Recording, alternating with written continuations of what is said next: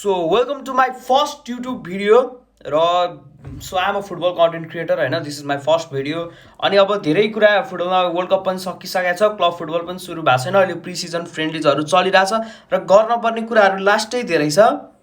तर आज हामी कुरा गर्छौँ अहिलेको ट्रान्सफर मार्केटको बारेमा. ट्रान्सफर मार्केट एकदम तात्तिएको छ कुरा हो केटा हो अहिलेसम्म. र ट्रान्सफर मार्केटको अहिलेसम्म सबैभन्दा बढी ट्रान्सफर मार्केट कसले तत्ताएको छ भन्दाखेरि that is Real de Madrid. Of course Real Madrid. Florentino Perez पागल भइसक्यो. फ्लोरेन्टिनो पेरेज बुढो जे मन लाग्यो त्यही गरिदिरहेछ, जसलाई मन लाग्यो उसैलाई साइन गरिदिरहेछ होइन, मतलबै छैन. सुरुमा ल्यायो बर्नार्डो सिल्भा, ओके त्यो पनि मैले एक्सपेक्ट गरेको थिइनँ. त्यसपछि डमफ्रिजको अलिअलि रुमर चलिरहेको थियो, डमफ्रिज पनि आयो रियल माद्रिड. त्यसपछि कहाँबाट हो अनएक्सपेक्टेडली वर्ल्ड कपको बिचमा कुकुरेला पनि आइदियो. कुकुरेला त कसम आमा कसम कुनै पनि माद्रिड फ्यानले सोचेको थिएन होला ला मासियाको प्रडक्ट रियल माद्रिड आएर खेल्छ भनेर. कुनै पनि माद्रिड फ्यानले सोचेको थिएन होला Cucurella will come to Real Madrid भनेर.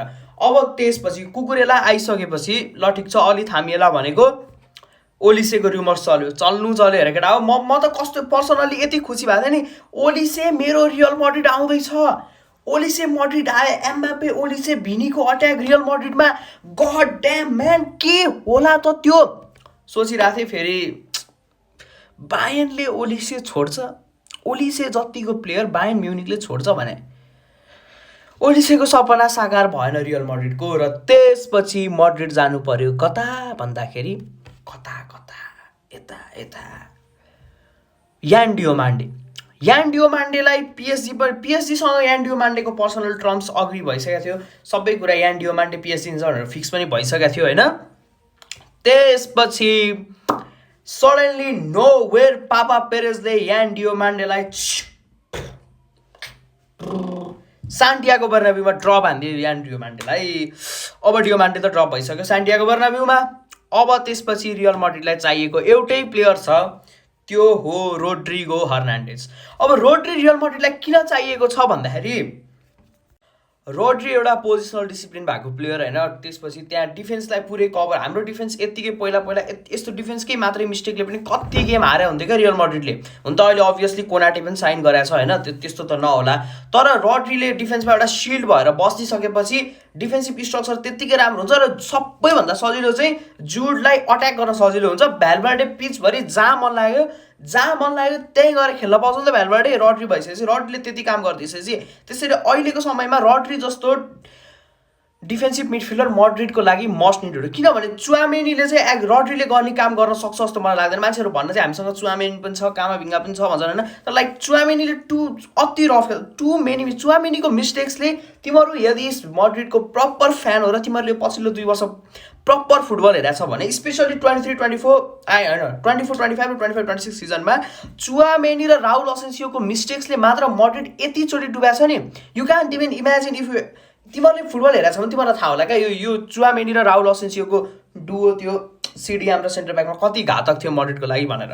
र त्यसपछि अब रोड्री आएपछि त्यो पनि सुध्रिन्छ अभियसली. तर यसै बिचमा सबैभन्दा टेन्सन लाग्ने कुरा चाहिँ के भइदियो भनेदेखि भट्टाभट भिनी टु आर्सनल भन्ने रुमर्स आउँछ. बा म त छक्क पर्छु. भिनीले युसिएलै नभएको क्लब रोजेर जाला त. तर फेरि भिनी र माद्रिडको चाहिँ भएको के हो भने भिनीको कन्ट्र्याक्ट अब 1 वर्ष बाँकी छ होइन रियल माद्रिडमा. भिनीको कन्ट्र्याक्ट 1 वर्ष बाँकी भइसकेपछि भिनीलाई कन्ट्र्याक्ट एक्सटेन्ड गर्नु छ माद्रिडमा.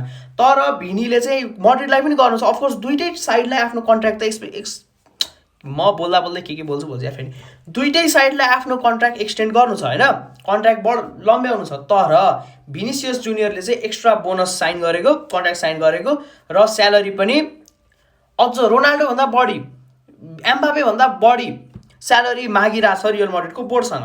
अभियसली माद्रिडले त्यो दिन मानिरहेको छैन अनि यिनीहरूको कुरा नमिलेको त्यही. यसै बिचमा आर्सेनल चाहिँ उता आर्टेटा चाहिँ भिनीलाई जति पनि स्यालेरी फाक्न रेडी, जति चाहिन्छ त्यति हिस्टोरिकल साइनिङ गर्न रेडी भइसक्यो. त्यसैले यो चाहिँ फेरि अब भिनी चाहिँ खराबै खेले नि राम्रै खेले नि जस्तोसुकै खेले पनि बेन्जेमा बेल सबैले क्लब छोडिसकेपछि माद्रिडमा अट्याकरहरू अलि यङ इम्याच्योर अट्याकर छ भनेर सबैले भनेको थियो. आफ्टर 22 सबैलाई रङ प्रुभ गर्दै भिनीले माद्रिडलाई युसिएल जिताएको. 23-24 सिजन होइन हामीले जितेको आई गेस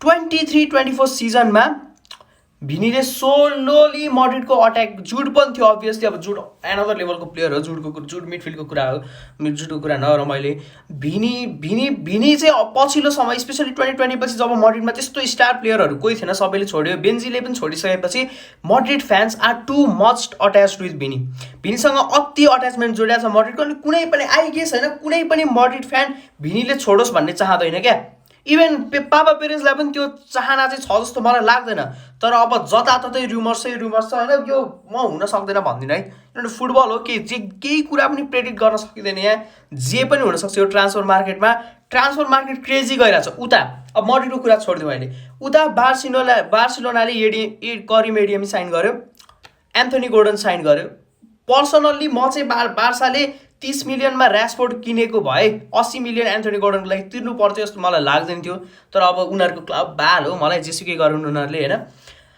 त्यसपछि मेन कुरा चाहिँ के हो भने बार्सा र अट्लेटिकोको अहिले यहाँ यस्तै छ अल्भारेज मलाई चाहियो अल्भारेज मलाई दे तँलाई चाहियो अल्भारेज होइन मलाई दे तान छ अल्भारेजको लागि तान्नै छ केटा अल्भारेजको लागि एकदम रमाइलो म त एज अ मड्रिड फ्यान होइन मस्त लगाएर मजा आएर है मेरा जुस कहाँ आयो भन्दै हेरेर यति रमाइलो लागिरहेछ नि होइन मलाई चाहिँ पर्सनल्ली होइन as a neutral football fan neutrally सोच्दा अल्भारेजले त्यो बुलसिट क्लब छोडोस् नै भन्ने छ होइन तर फेरि यता के हो भनेदेखि बार्साले किन साइन गर्नु हो पापी मनले चाहिँ त्यस्तो पनि सोच्दो रहेछ क्या मड्रिड फ्यान भएपछि त्यही नै जोक सपाट होइन Barca is trying to sign Alvarez किनभने बार्सासँग अब प्रपर स्ट्राइकर छैन लेभेन्डस्की पनि छैन फेरान टोरेसले वर्ल्ड कप फाइनलमा त्यस्तो बवाल खेले पनि फेरान टोरेस लाइक फर्स्ट टिमको स्टार्टिङ स्ट्राइकर हुन बार्सा जस्तो टिमको स्टार्टिङ स्ट्राइकर हुन डिजर्भ गर्ने मान्छे हो जस्तो मलाई लाग्दैन यता अब प्रिमियर लिगमा पनि ट्रान्सफर मार्केट उत्तिकै तत्या छ लाइक एन्डरसनको लागि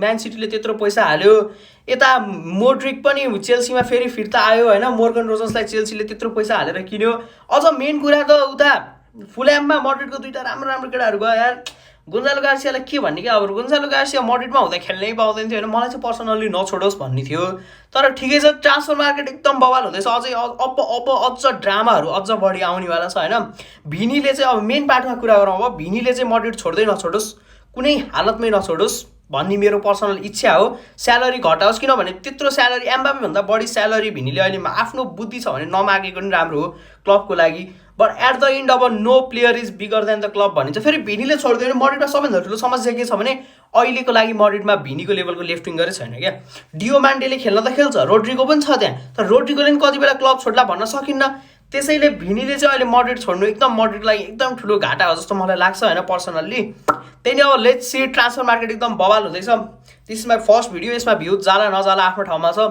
तर म अब रेगुलरली कन्टेन्ट हाल्नेछु थ्याङ्क यू फर वाचिङ है guys thank you for watching